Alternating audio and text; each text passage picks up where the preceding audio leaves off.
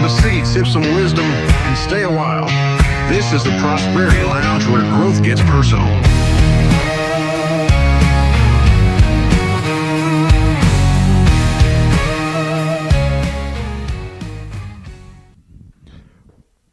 Welcome back to the Prosperity Lounge, where hope meets freedom and growth gets personal. I'm your host, Joey Ruffalo, financial coach, best-selling author, and business growth strategist. What would it mean for a child who's never felt safe enough to nap at home to finally rest? It's a question many of us never think to ask. The answer will change you and your outlook. Today, we're talking about how 1 week at camp can change everything. Here in the lounge, we talk about money, we talk about mindset, we talk about business and wellness, because frankly, prosperity isn't about your bank account. It's about freedom in every area of your life. My guest today is Chris Tarver, co-founder of Camp Amplify. Along with his wife, Lisa, he's dedicated the last 8 years to serving kids who otherwise would never get a summer camp experience. These kids come from foster care, shelters, and quite frankly, difficult home situations. And for 1 week, Camp Amplify surrounds them with faith, family, food, and fun. The 4 F's. So let's pull up a chair and welcome Chris to the lounge. Chris, welcome to the Prosperity Lounge. Well, I'm excited you're here too. I remember my summer camp experience. I didn't go to camp as a camper. I went as a counselor when I was in high school. I worked at a summer camp in New Jersey that was for blind kids. Mm-hmm. And so I was there working with blind and visually impaired kids. And there was 1 week where the students were not blind and visually impaired, but they were handicapped, most really severely, like wheelchairs. Special needs, for sure. And I'm 16, 17 years old, and my job in that week, those whole times, is sometimes I'm feeding, sometimes I'm bathing, sometimes I'm doing a lot more than I thought I should be doing at 16. But you grow up fast. Wow. You grow up fast, and I still remember that. I'm dating myself, everyone. That's 30 years ago. That takes a special teenager to be able to. There's not very many teenage boys that would sign up for something like that. So. Sometimes I say things, Chris, just to get a pat on my back. Mad respect to you for doing that. That's all I'm doing. Yeah, but it's one of those. It's just the experience of that. I still remember the experience, and I still think fondly on the week. And I still remember some of the campers, and I still remember how one of them taught me how to salsa dance. Wow, That's right. So you're talking about that experience of camp and the kids, and that 1 week can change everything. It certainly can to just everybody. The power of these kids that are in difficult situations to get out of that difficult situation. And we have people ask, well, why not do day camps? Mm-hmm. Why do overnight camps? Why do 5 days? Because we get them out of that situation to focus on something different. And Joey, to be honest, many of these kids are in situations where their families are sowing things into them of they can't, we don't do that, you can't do that. And we completely change all that, and we sow positive into their minds and their hearts. Absolutely. What was the moment you guys knew, especially you? Well, maybe you knew before Lisa knew, or did Lisa know before you, that you had to say yes to this calling? Yeah. So I met the founder of a camp called Camp Grace. Camp Grace. They continue to mentor us. Their camp is outside of Macon. They serve the same kind of kids, inner city Atlanta kids, inner city Macon kids, other inner city areas that come to week-long overnight summer camps. And their model is the same as ours. The partner comes with them, and we get a chance to love on, encourage, pray with, prop up, hold on to the partner that's working in that organization that brought the kids. So part of our ministry is to the partner also, not just the kids that come. Interesting. So take me back to that concept of the partner. Yes. Explain that to me a little bit, and how that works. So the kids got to get there somewhere. Okay. And because they come from so many different places, it would take us 3 days to drive around in a bus and just pick everybody up. Yeah. So we have the different organizations show up at camp with the kids. But instead of them dropping them off and leaving, we have them stay.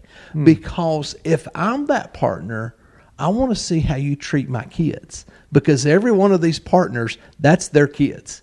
Whether it's their blood kids or not, that's their kids. And they want to see how we're going to treat them. 2, we get a chance to love on and encourage them. And one other trick that Camp Grace taught us, if you don't do that, the partner may send their worst kids for a week. Okay, so they can be rid of them. Oh, wow. Okay. And you have to put up with them for a week. So there's several reasons why we bring them, but it's mostly it's part of our ministry is to them. What is the role of the partner there? Are they acting as like a pseudo counselor, or are they also just a giant camper as well, going through the same things that the kids are going through? They could do any of the above. Okay. In fact, they don't even have to come to a meal. If they want to go do something else, they want to sleep in. They don't have any responsibilities that we ask them to do. We meet with them some. We encourage them some. We sit with them. We do special things with them, but we don't ask them to do anything in case we need them. Okay. Sometimes we'll have a camper has a meltdown. And particularly we had a young girl a couple of years ago that had a meltdown. Well, it turned out that she had multiple siblings from multiple different daddies all living in a one-bedroom apartment. And if I was her, I would probably act up too. But without the partner there, we wouldn't know the situation that she's in. We just knew she was being very difficult to deal with. And obviously the partner, too, they have more background information, like you're saying. They have more of a connection, so they're able to kind of diffuse situations. Yes, and they're able to speak to the kids in ways we wouldn't speak to them because they have a different relationship with them. Yeah, they can give that guidance on that situation. Yes. They can also kind of tell you sometimes if the student is, you're trying to do something. I was reading like ropes courses and things, and maybe a student's just not. You can be like, how do we encourage or push for them to step out of the comfort zone in the right way? Like that person's going to help you in that situation as well. John Maxwell has a famous quote that there is no comfort in the growth zone and there is no growth in your comfort zone. I love that. And so we do all we can to get these kids out of their comfort zone. And for the most part, just by showing up, they're outside of their comfort zone. Right. We had one young girl, Joey, this has been the second year we did camp. She showed up crying. She showed up in the partner's van crying. And I'm trying to tell her, there's no crying at camp. No, we don't allow crying at camp. This is for fun. Well, it took her a couple of days, and that changed to a smile, and she started enjoying herself. But it turned out she had just gotten to the shelter, and she had been drugged from place to place to place. And here she is being drugged yet again to another place with people she don't know to go do things she don't know. She feels like she has no control over anything. Wow. So take me to you guys met, or you and your wife met 40 years ago at UT. Yes. We're dating ourselves here. 40 years ago. Yes. How did those early experiences shape your heart for kids? My wife grew up going to summer camps, and she was actually a camp counselor. Okay. And Joey, as we have looked at camps to lease space from and camps to use, we visited the camp that she went to. And the gentleman that hired her at 16 years old was still their camp director. Wow. And it looked just like it did when she was 16. She cried. Yeah. It probably looked a lot smaller as you guys got older and taller. Yes. Yeah. Oh, wow. And so she grew up going. So we knew the power of camps. And then I've been a chaplain at the largest high school in the Southeast, working with a football team. And we went to FCA camps in West Georgia, and I got to see the power just of those guys, being able to get them out of their house for a little bit, and what doing camps does. And so really started being led down that road. Then we met the people at Camp Grace, and they shared what their motto was. My heart nearly jumped out of my chest. I raced home to tell my wife with all my excitement, and her response was, "That's fine." Oh, that's fine from the spouse. It's one of those hard. I need a guidebook or something to figure out what that means, because there's a lot of definitions to that's fine. Yes. That's either go for it or like, okay, I heard you, but we're not doing it. Yeah, hers was more of I hear you and you go enjoy. Yeah, fine. This is on you. First summer Camp Amplify was what year? 2018. 2018. Take me back to that first summer. You guys had 20 campers that year. We had 20 campers. Joey, 16 of them came from the Boys and Girls Clubs. Okay. And until they showed up, I was not convinced they were actually coming. And the partner that brought them said that she had been telling her friends, I don't do woods. I don't like being outside. Okay. Wow. And they literally, following GPS, found a way that their van had to drive through a creek to get there. Wow. She said, Mr. Chris, we almost turned around about 3 times. So she showed up, and then there was 4 other kids, and they were from a missionary family from China. Wow. Okay. And they'd reached out to us through social media and said, hey, do you have space for us? And we're like, yeah, come on. And so they came, and the Chinese missionary's son asked Jesus into his heart at our camp. Wow. And Joey, I sat and cried because only God could bring a child all the way from China off the mission field to meet Jesus at a camp with 20 campers. I love that. That I was thinking in my head, that feeling you said when you think anybody was going to show up. Quite honestly, it's a feeling I get every week when I do the radio show here. Is the guest going to be there, and what am I going to do with her? So I'm always relieved when somebody shows up. So thank you for being here. So that getting the word out that first year, what were some of the things that you did? And then what are some of the, I'll have a follow-up to that. So what are some of the things that you did that first year to kind of spread that word? We went and reached out, just networking, reached out, and the way we were able to get people to come is somebody else knew us. So what you would call in sales third-party credibility. Okay. Someone else knew us, connected us to that Boys and Girls Club. They seen value of what we're doing. And to be honest, Joey, every child is 100% scholarshiped. And those first 2 years, we didn't charge a penny to anybody. But what we've started doing is charge $25. And the reason we did that is we found that people would say, oh, we'll bring 50 kids, and they show up with 5. Because 45 of them didn't have any skin in the game, sure. And whether they come or not, it didn't matter, so they wouldn't show up. So it's just a little bit of accountability, and we do it as a registration fee or application fee. Okay. But to continue on your question, just networking and people getting to know us and building a relationship. And that same partner brings kids every single year and was there last year. And this partner last summer, her granddaughter came. That's awesome. When we gave the invitation, her granddaughter asked Jesus into her heart. And she came up to me with tears in her eyes and said she's been in church her whole life, but she's never committed to this until she came to your camp. Wow. So really, you're talking about, and this is a great lesson for anybody in business, you had networks that you built prior to this. Yes. A reputation of being a certain person. Yes. That people want to be around and connected to. So when you started this next venture, you had people rally around you and support you because they knew what they were getting, associating themselves with Chris. Amen. Exactly right. And that's an important lesson for anybody in business. So you're trying to do things. I've learned this the hard way myself. Going alone is the most difficult way to do it. There's a phrase I attribute it to John Wooden.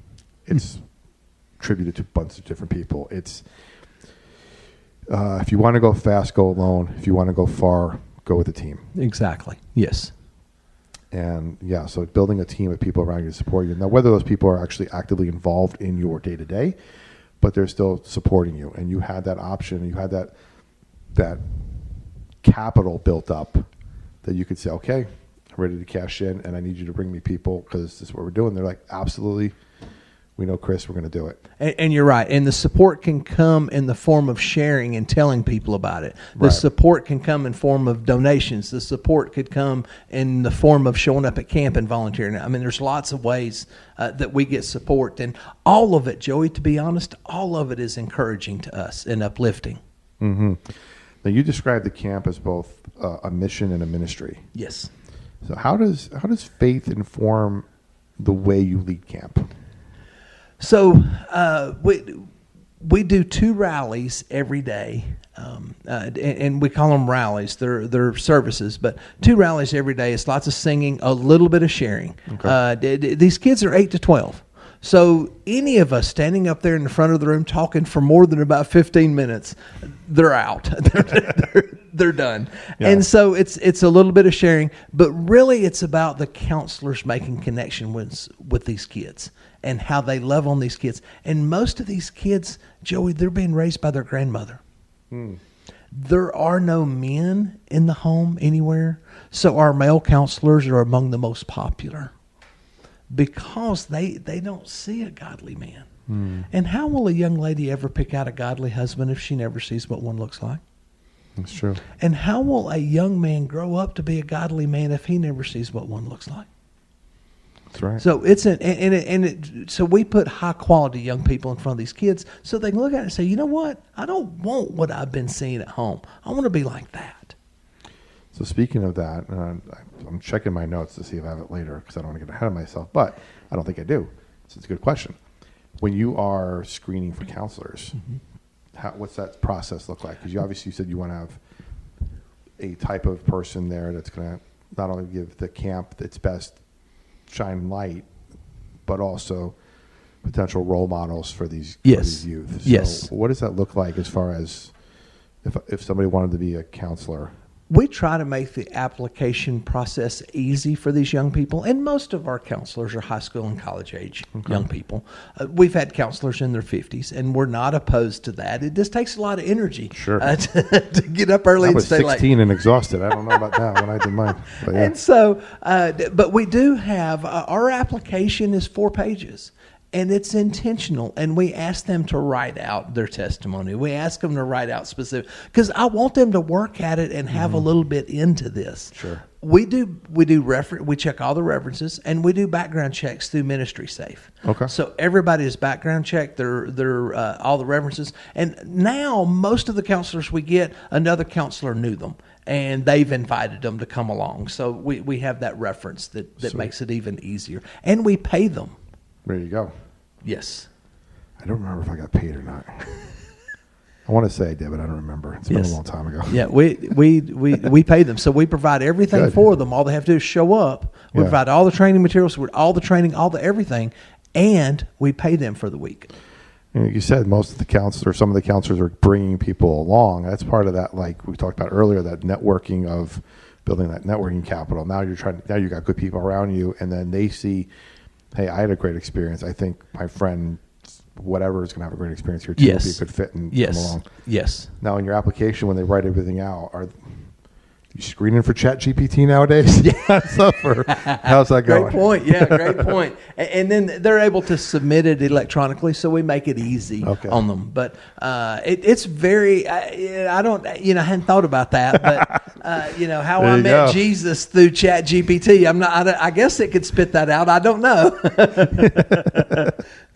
Oh man. Okay. So let's get a little practical here and talk about the kids themselves for a second. I wrote down here, who are the kids and what does a week look like?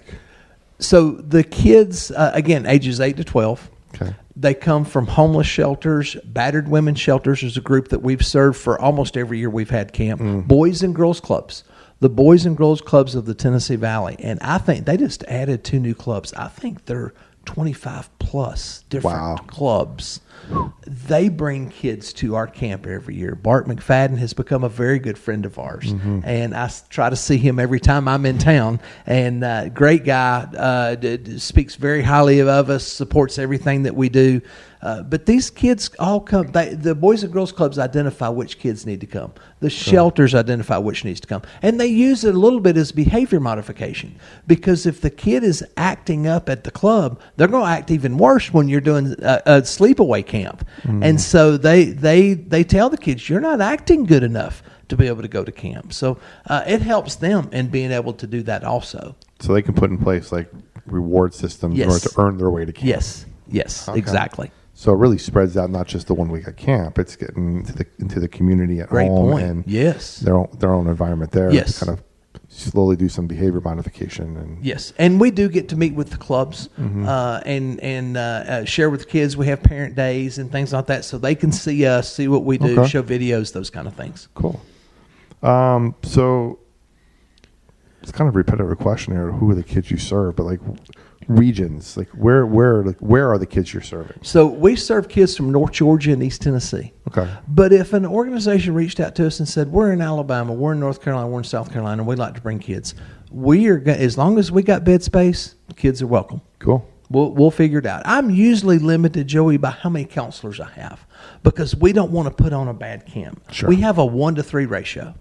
So our cabin or our family is made up of 6 campers, a counselor in training, and a counselor. And the reason we do that, and we could have more numbers, but the reason we do that is I don't want to put on a bad camp and the campers don't enjoy it or the counselors don't enjoy it. And we spend all our time chasing Banji Indians and all we're doing is yelling at them. That ain't going to be fun for any of us. Oh, man. You had mentioned the partner coming with them to camp. Is that how they get to camp? Yes. Okay. Yes. Almost all of them come in like a 15-passenger van. Boys and Girls Clubs, because there's multiple different clubs, they rent a school bus.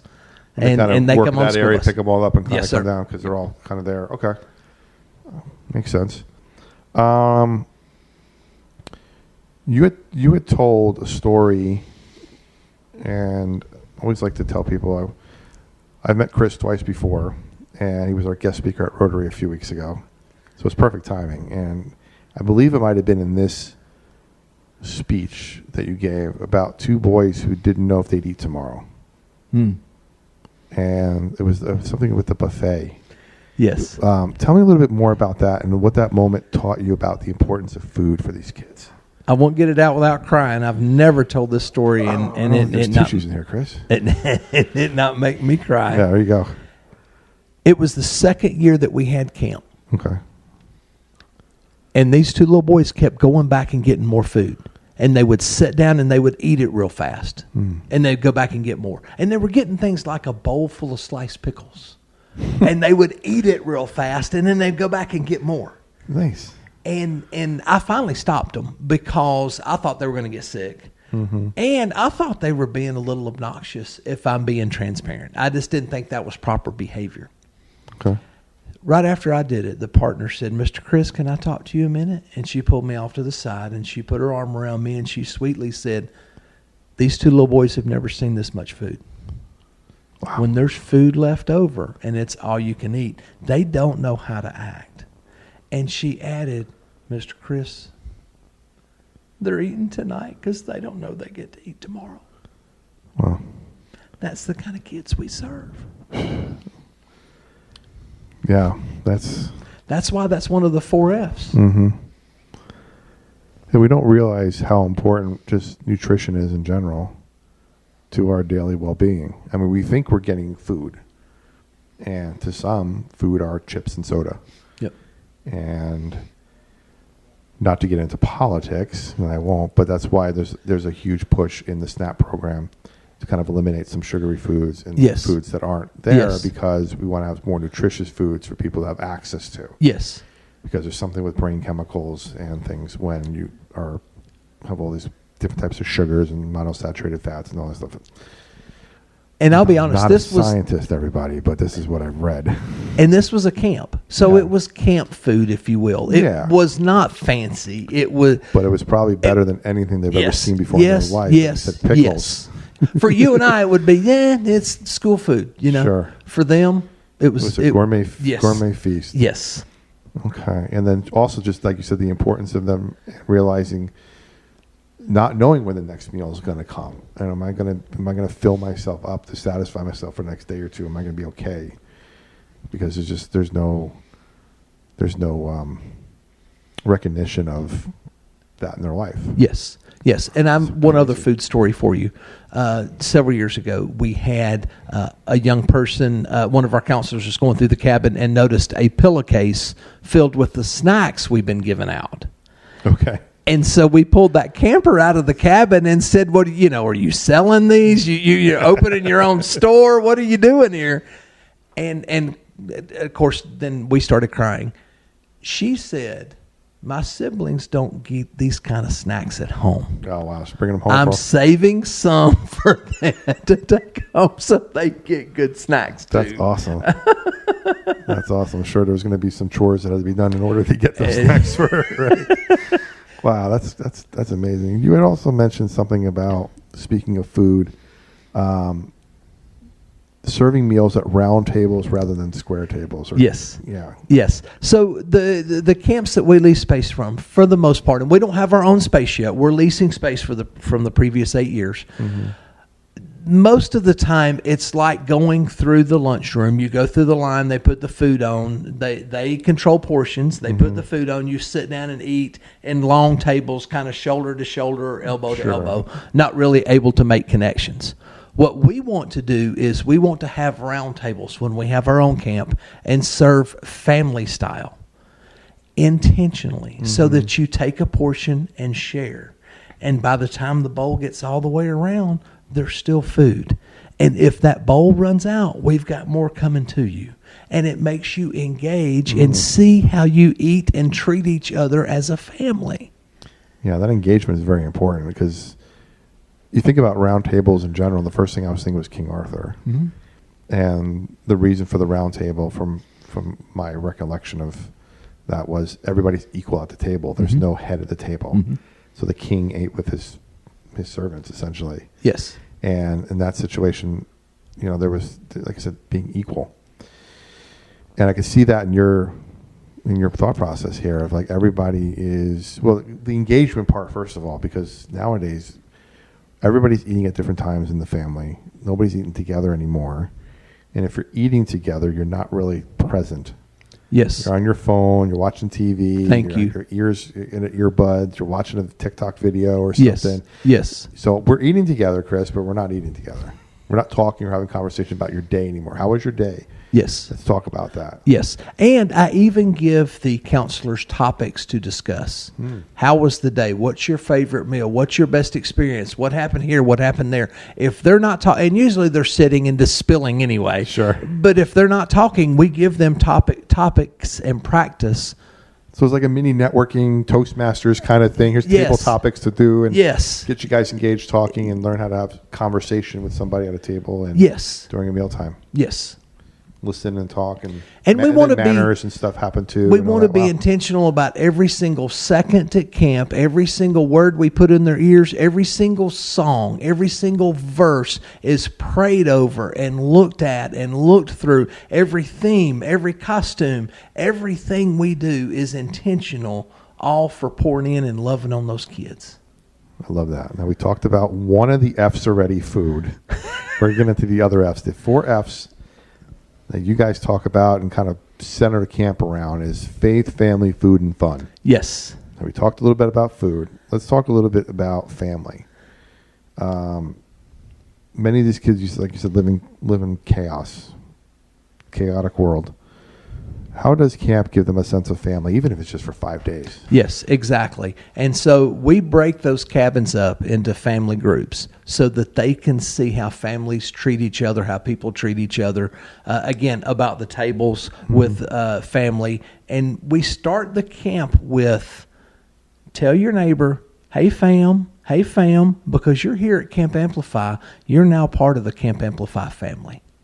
And that will be forever. I even ran into a camper that was at camp 7 years earlier. And she said, oh, I remember I was at Camp Amplify. It started talking glowingly about her counselor and how awesome her experience was. And that was 7 years earlier. Wow. That's crazy.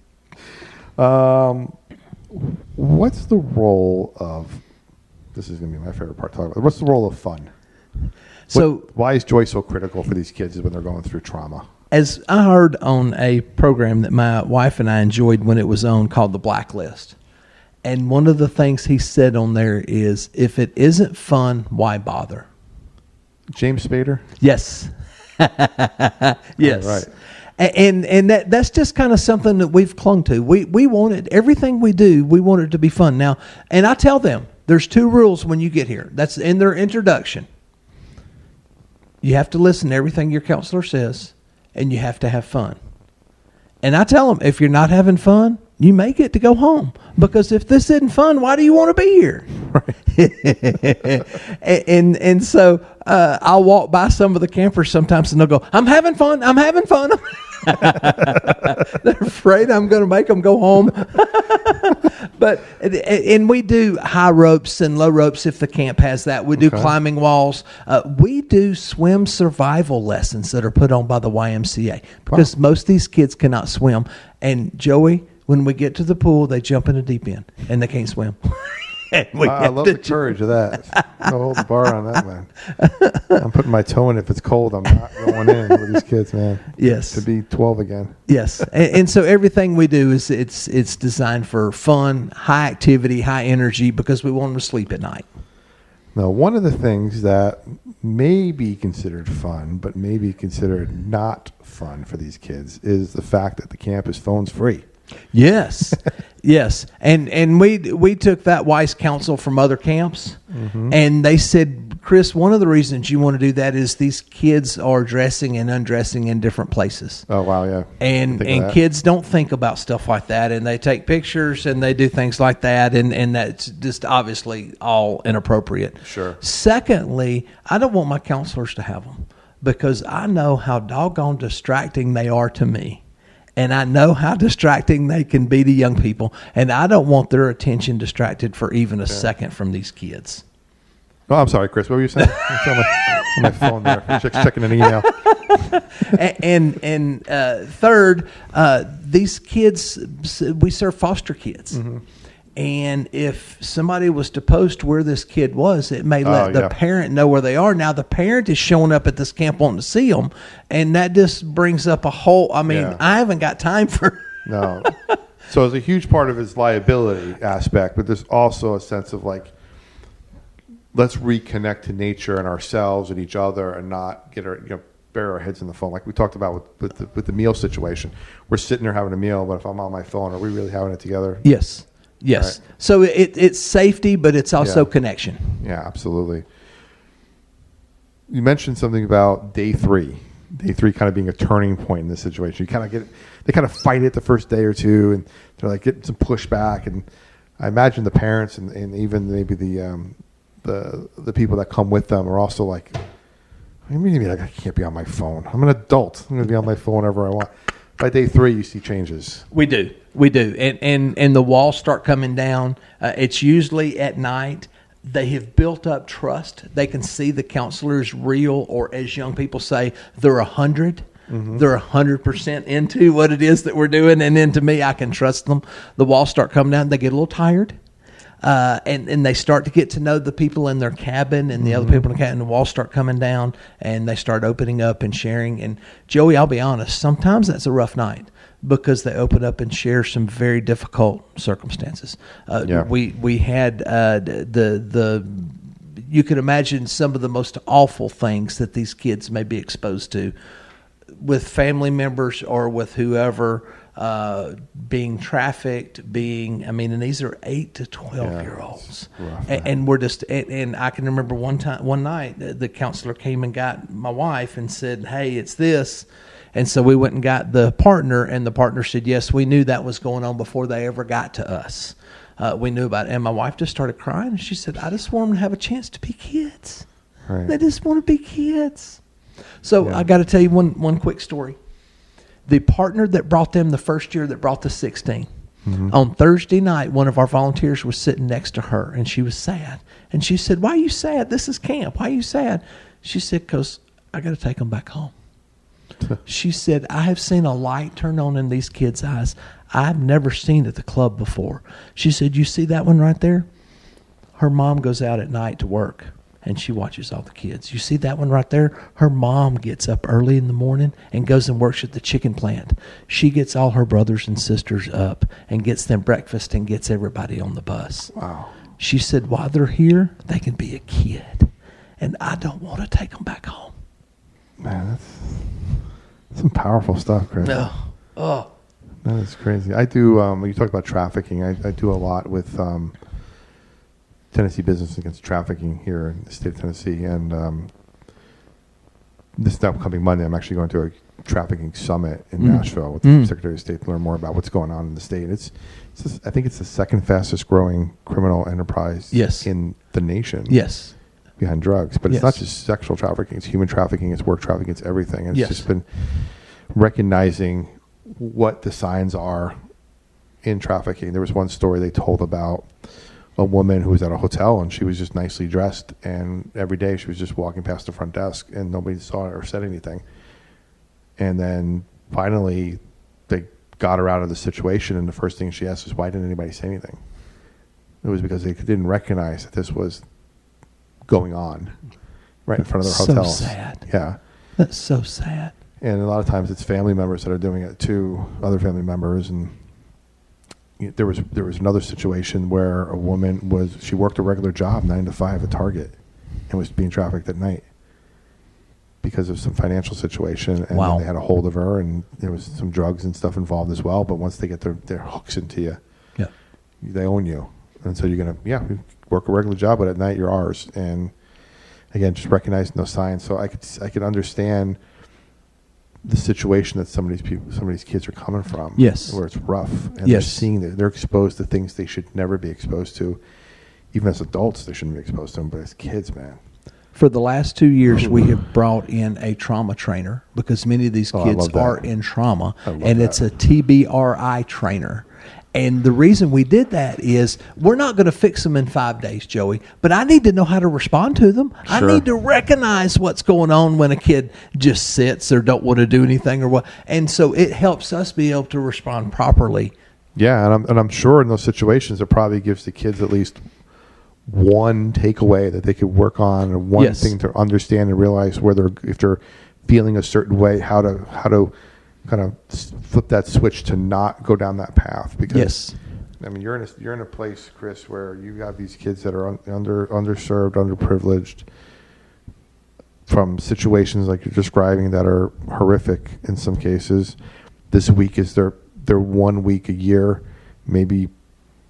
I don't know how often the kids come back. Maybe they're 1 week in their life where they're normal, and you guys are giving them tools to recognize when and how to make better decisions so they're not going down the path of drugs and gangs and just falling through the cracks and not living up to their potential. Yes, and they get to see it lived out. It's not just words on a page. Sure. They're getting to see a young person that loves Jesus and loves them and what that looks like. There's an old adage or saying, and again, I can't remember who said it. It's usually it's around the money situation. It's like find 10 people or 9 other people who are more successful than you and come in there and you'll be more successful. Like your company you keep kind of concept. Yes. Giving these kids examples of positive affirmations, positive influences, positive people that are successful. They know they're not surrounded by negativity in their entire life because they've seen positivity at some point. Yes. Oh, man, that's crazy. I love that. I love that. So how do you balance pushing kids towards growth without putting them in this, what I wrote down as freak out zone? I love that. So particularly when we're doing rope activities or other kind of activities, we want them out of their comfort zone. So we want them uncomfortable, but then past that is the freak out zone. Sure. A couple of years ago, we're doing ropes, and a young man said, I'm doing this, I'm doing this, I'm doing this. He was the first one up. He got 2 steps out there, and he froze. And he cried so long we couldn't talk him out of it. They had to get a forklift to go up and get him. Chris, he was in the freak out zone. I told you not to share that story of my experience at camp. That was between us. That's how I feel when I go up there on a zip line or a roller coaster. I'm ready to go, and I'm nope. Get me off this thing. It was Joey. It was so funny. He just kept saying, I'm doing this, I'm doing this, I'm doing, and he literally got 2 steps out on it. And no, that's it. Hey, at least he got 2 steps out on it. Yes. At least he tried it. Great, but then we had a climbing wall a couple of years ago at a camp we were at, and we post on social media what we're doing, but it comes through us. Yeah. And we're careful about what we do and what we show and things like that. Mm-hmm. And we had one of the parents reach out to us and said, I never dreamed my kid would be able to do that. Oh, what do you mean he folds his laundry? We caught him. Now he's got to do it all the time. I love that. One of the special things that you guys do during the year is Dollywood Day. Yes. Tell me about the Yes. Hollywood Day for these kids and what's it like to go. Yes, so a wonderful blessing. One of the ladies that helps to run the park, I won't give her exact title away. Lisa and I got to meet with her several years ago, and she sweetly treated us like we were important, and we're not. Brought us to their conference room in the big board table and all of that, and she asked us, "Have you thought about bringing the kids here?" Well, immediately I'm thinking, yes, let's go. Well, my wife, who's the planner and organizer, is thinking, how are we going to do that? What are we going to do? What if we lose one? How are we watching them? How are we protecting them? So what we do is we literally rent a bus, and all of us ride there together, and we bring extra people. We have extra adults, extra eyes, extra hands, things like that to help watch the kids. But we intentionally do it on day 3. So we've got a couple of days of building relationships with them, so them to build up trust with us and to do what we say. And so it's just been we've never once had an incident there. It's just been a wonderful blessing. Every year we've been able to do it. That's awesome. I'm sure the kids see the rides, and some of them have probably never been on some of these rides, and they're ready to go to the water park. And most of them never dreamed of being able to go to Dollywood. Dollywood's a great place, and we're blessed to live near it, I guess, is Yes. what they say. So it's a great place. It's really just a fun family atmosphere. It's a good, wholesome kind of place, especially with the mission you guys are doing, and kind of go to a place like that, and they could see the story of a person who came from nothing and persevered and became something and gave back to their community. That's a great role model. And when we met with them, we knew Dolly's background and her heart for poor families in the mountains, if you will, East Tennessee, but in the mountains. And that's the kids we're serving. And I was hoping when we met with Dollywood that Dolly was giving us a check. And let's put it out there. and they have offered us being able to, and that's been a wonderful blessing. Yeah, that's amazing. So you guys have a golf tournament coming up. Speaking of how to support Camp Amplify, tell me a little bit more about the golf tournament. Yes, we do. So for the last several years, we've done a golf tournament at a golf course. Okay. Enjoy doing it, been able to raise some money doing it, but it's all day and it's an awful lot of work. Well, what we're trying this year is we're using a Top Golf in Buford, northeast of Atlanta, Buford, Georgia, a Top Golf. It lasts 3 hours, but it's still a golf tournament. But you're hitting out of those bays, and you have a team of 6, and we have food there. And the coolest thing for us, Joey, is they run everything. I don't have to do it all. I love Top Golf. We have one over in Farragut, and yes. the guys over there are amazing. Yes. So that's great. Next Thursday. Thursday the 25th, yes, Okay. at the Top Golf in Buford. Is there still spots available for people? Yes. Okay. We have been very blessed with sponsors for the golf tournament, but we don't have enough golfers. So you hear that next Thursday if you want to golf in North Georgia at Top Golf in Buford. Come on and Sign have up. fun. Come on and have fun. And to learn more about that, go to campamplify.org. Well, perfect. Awesome. So if you're loving what you're hearing today, here are a few ways you can take action, guys. Remember, support Camp Amplify. You can volunteer, sponsor a camper, or just connect with Chris and Lisa and with the organizations that serve kids. So visit campamplify.org, or I didn't ask you if this was okay, Chris. Give your email address out, chris@campamplify.org. Absolutely, yes. Sweet. Love that. And, join the Prosperity Lounge. Inside, you'll get free tools like our 8-step guide to stop living paycheck to paycheck, our student loan survival guide, our prosperity planner, all at theprosperitylounge.com. And for those who are ready to get serious with your money, I just launched a brand new course called Don't Hate the B Word. Most people hear the B word, it's budget, and think sacrifice and spreadsheets they'll never stick to. This course flips the script. You'll discover how to build a budget you'll actually use, one that gives you permission to say yes to clarity, and yes to peace of mind, and yes to building the life you've been dreaming about. Because remember, the budget is the foundation upon which your financial house is built. It's a self-paced 4 modules packed with practical tools, quizzes, and PDFs, and you can use again and again and again. And right now, you get lifetime access for just $97. It's an amazing deal. There's opportunities in there to connect with me and work with me to review your budget and have some one-on-one time as well. Head to the prosperitylounge.com and click on courses to enroll today. It's actually at the bottom of the screen there. You can click on it because budgeting isn't punishment. It's possibility. And before we get back, I have to give a shout out to my niece, Leah, in California. Today was student council elections in 5th grade. And I got a text just before I got to the show here that she made it. And she's one of 10 people to be on student council. So congratulations, Leah. Proud of you. Knew you could do it. I'm going to steal some of your campaign stuff when I run for something someday. And hopefully I'll have the same results. So congratulations. All right, Chris, let's get back to something a little serious here. You mentioned budget.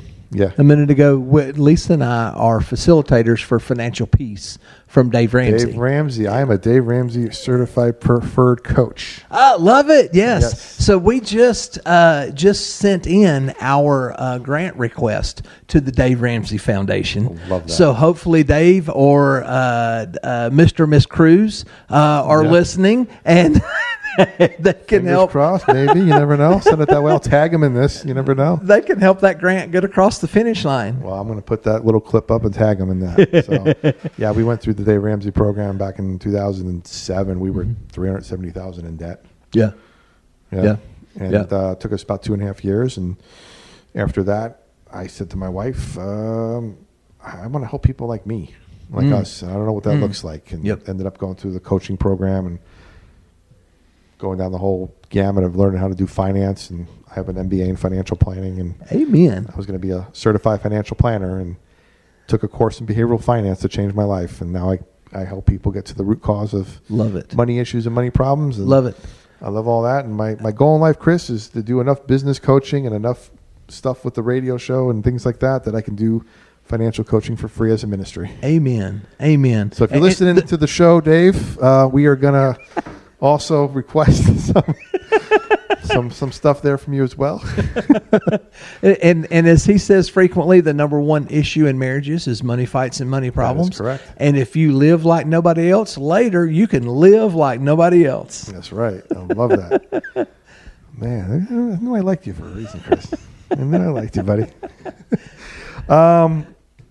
One of the things that you talked about that I actually found interesting was a survey done by the campers that said, and I get this, folks, laying flat on the bunk, rest time, was the kids' favorite activity.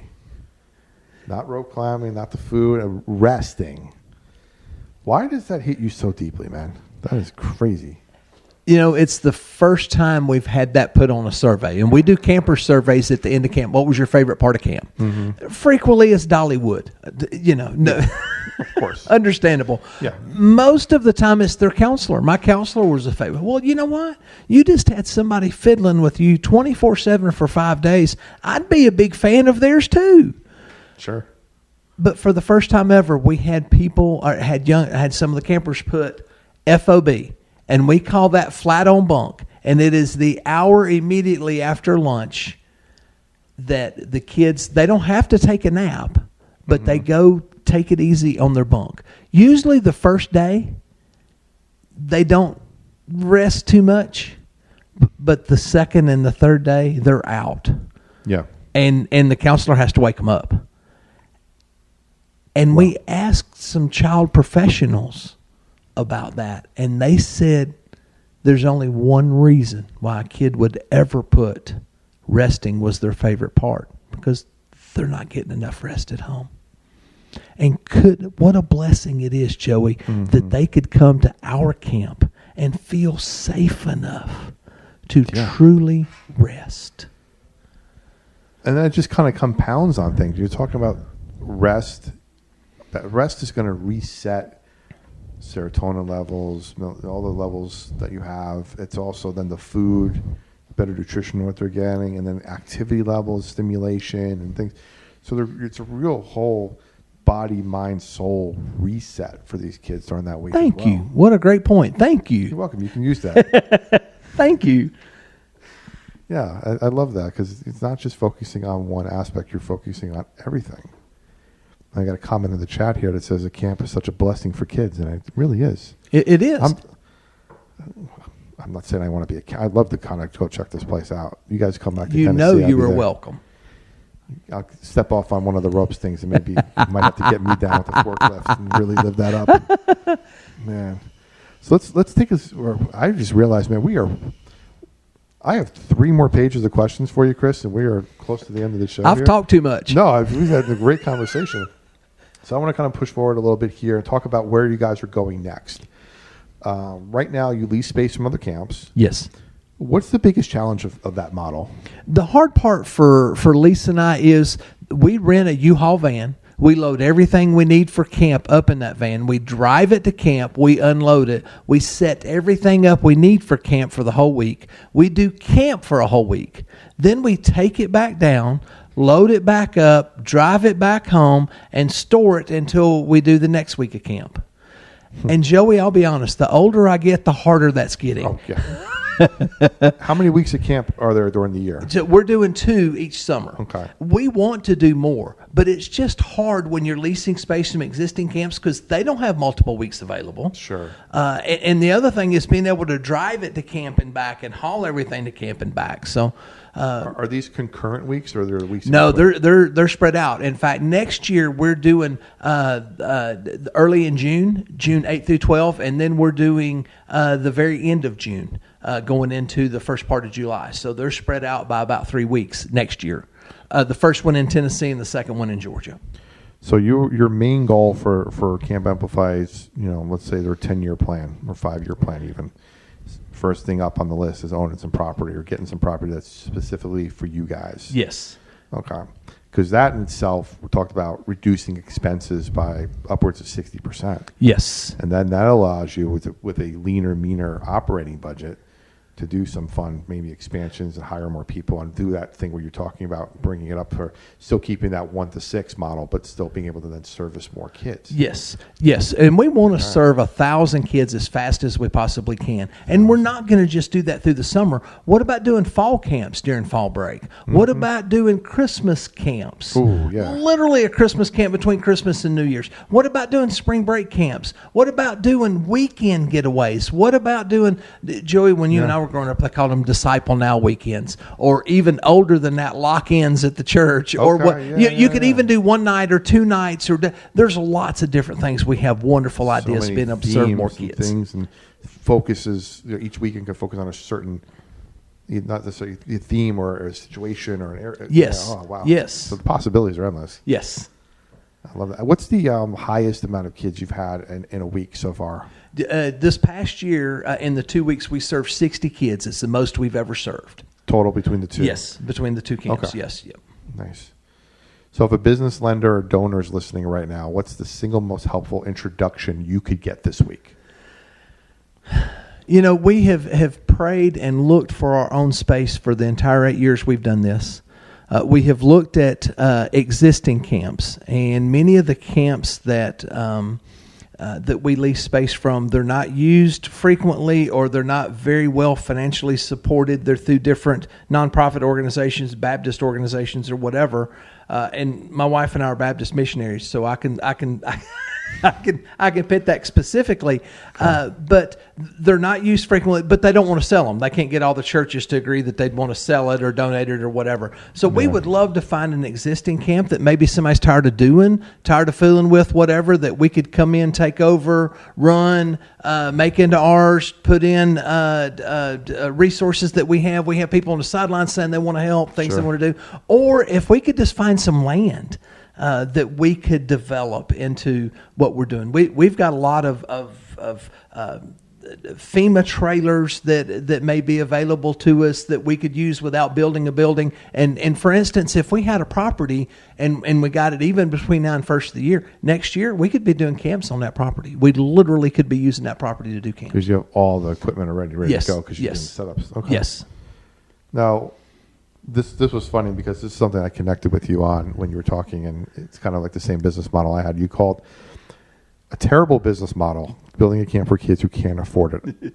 I run a financial coaching business, and I charge people money who can't afford it, and it's a terrible business model. But the skin in the game aspect Yes. you talked earlier. Yes.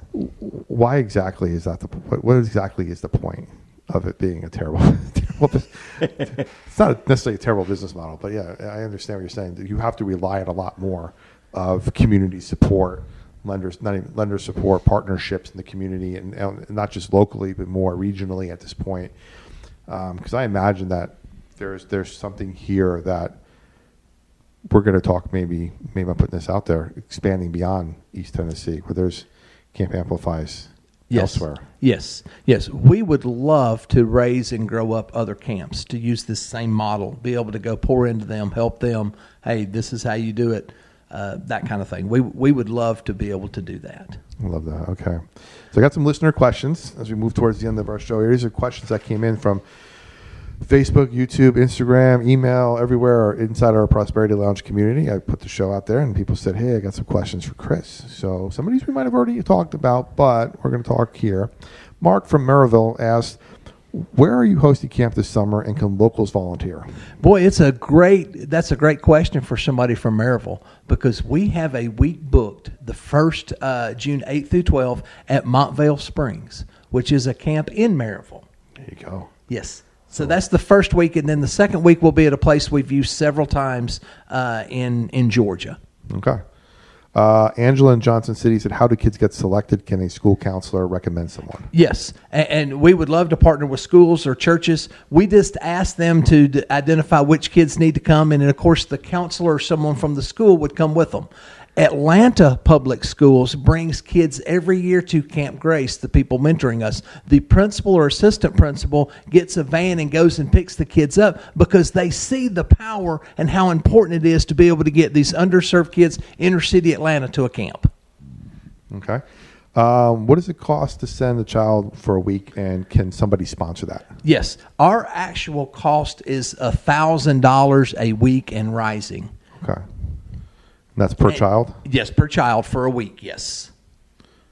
Okay, so you served 60 kids last year. I'm doing the math real quick in my head. That's $60K. Yes, just for camp. That doesn't count operations and printing and all the other things you have to do getting ready for all of that. T-shirts, all of those kind of things. Okay. So, yeah, there's... But, Joey, we're talking about property and all of that, and building a camp for people that can't afford it. Isn't that what God does?